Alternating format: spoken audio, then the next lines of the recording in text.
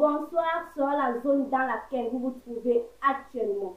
Cela bienvenue dans cette nouvelle émission de la lettre aux compatriotes de la diaspora. Nous avons le privilège d'aborder cette semaine comme sujet « Va vers ton frère ». Restez connectés pour la suite et que Dieu vous bénisse. Lettre aux compatriotes de la diaspora. Titre « Va vers ton frère ». Bien-aimés dans le Seigneur, Shalom.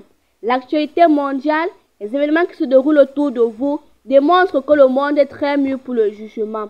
Nous sommes dans l'attente du retour du Seigneur. Étant donné que nul ne le sait ni le jour ni l'heure de son avènement, le croyant que vous êtes devrait tout faire pour mettre votre vie en ordre avec la parole.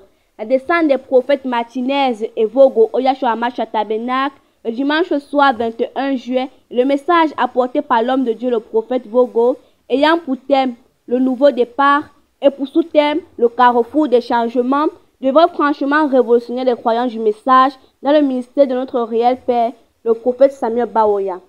Chaque croyant désormais devrait ajuster sa vie avec la parole et le message que Dieu nous a envoyé par son serviteur, le prophète William Aaron Branham. La Bible dit, si ton œil est pour toi une occasion de chute, arrache-le long de toi, car il est avantageux pour toi qu'un seul de tes membres périsse et que ton corps entier ne soit pas jeté dans le Genèse. Matthieu chapitre 5, verset 29. Qu'il en soit de même pour la main droite. Si elle est pour toi une occasion de chute, coupe-la et jette-la loin de toi. Matthieu chapitre 5, verset 30. Il en est de même de ceux qui vivent dans l'impudicité, dans la fornication, l'adultère, le congossa, la duplicité, ou qui ont commis un tort à leur frère ou sœur, mais qui refusent de se rabaisser pour demander pardon à celui-ci afin de rétablir la communion fraternelle qui a été rompue, ce qui apporte une mauvaise atmosphère dans l'Église et empêche ainsi le Seigneur de déverser ses bénédictions sur son peuple. La Bible dit, si donc tu présentes ton offrande à l'autel et que de là tu te souviens que ton frère a quelque chose contre toi, laisse là ton offrande devant l'autel et va d'abord te réconcilier avec ton frère, puis viens présenter ton offrande. Matthieu chapitre 5, verset 24. Mais plusieurs frères de nos jours refusent d'appliquer cette écriture. Ils préfèrent directement aller pleurer devant l'autel du Seigneur pour leurs péchés, laissant de côté le frère ou la sœur qu'ils ont offensé.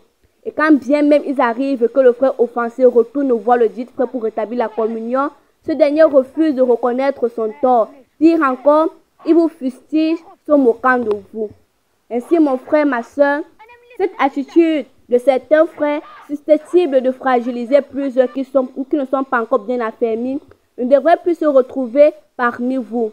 Mais chacun à son niveau devrait traiter désormais son salut avec crainte et tremblement, que ce soit devant les frères à l'église ou chez vous à la maison, afin de propager autour de vous la lumière que le Seigneur a déversée par son esprit dans la paix, l'amour et la fidélité. La parole dit encore, heureux ceux qui procurent la paix, car ils sont appelés fils de Dieu. Matthieu chapitre 5, verset 9. Bien-aimés, en allant vers votre frère, que vous ayez raison ou tort, vous êtes un artisan de la paix. Et serez en train de faire vivre cette parole qui dit, recherche la paix avec tous. Hébreux chapitre 12, verset 14. Que le Seigneur bénisse chacun de vous et que sa venue remplisse vos cœurs de joie. À la prochaine lettre, s'il plaît à Dieu. Nous voici parvenus au thème de cette émission de la lettre aux compatriotes de la diaspora. J'espère que vous avez été bénis. C'était la sœur Sidoine Mavoie depuis la ville de Turbigo en Italie. Rendez-vous la semaine prochaine et que Dieu vous bénisse.